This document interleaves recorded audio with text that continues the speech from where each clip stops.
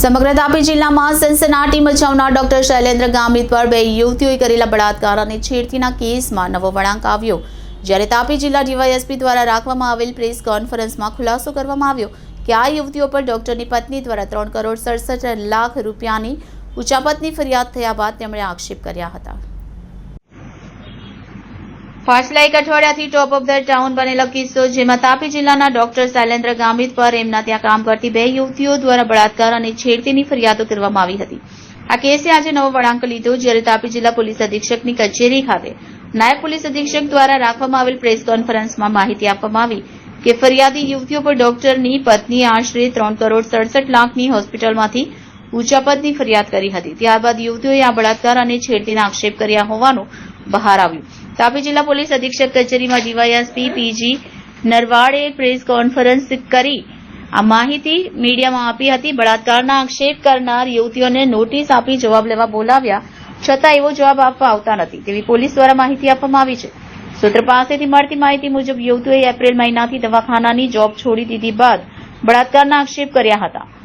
તે ઘટનામાં આવનાર સમયમાં વધુ ખુલાસાઓ થવાની પૂરેપૂરી શક્યતાઓ વર્તાઈ રહી છે અને સવાલો એ પણ ઉભા થઈ રહ્યા છે કે શું યુવતીઓ પૈસા ખાઈ જવાની લાલચમાં ખોટા આક્ષેપો કર્યા છે કે પછી પૈસાના જોરે ડોક્ટર શૈલેન્દ્ર પોતાના પર થનાર બળાત્કારની ફરિયાદને અટકાવી રહ્યા છે।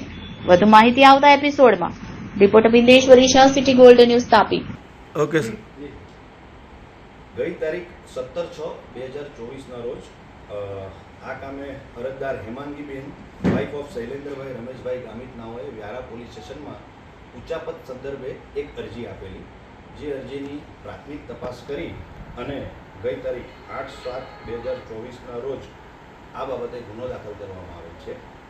આ ગુનો જે છે એ doctor Hemangini patho care laboratory, Vyara clinic laboratory તથા ડૉક્ટર શૈલેન્દ્ર હોસ્પિટલ એન્ડ આઈસીયુમાં લેબ ટેકનિશિયન તેમજ હોસ્પિટલ મેનેજમેન્ટ અને ફાઇનાન્શિયલ મેનેજમેન્ટ તરીકે કામ કરતી બે મહિલાઓ વિરુદ્ધમાં કરવામાં આવેલી છે।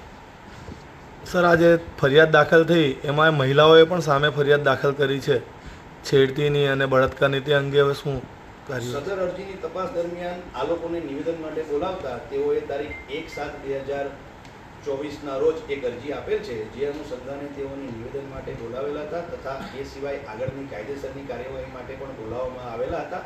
તેમ છતાં તેમણે હજી સુધી પોલીસ સ્ટેશનનો સંપર્ક કરેલ નથી। સર, યુવતીઓ દ્વારા વારંવાર આક્ષેપ કરવામાં આવ્યા છે કે વ્યારા પોલીસ સ્ટેશનમાં અમારી ફરિયાદ નોંધવામાં નથી આવતી, એ અંગે પોલીસનું શું કહેવું છે?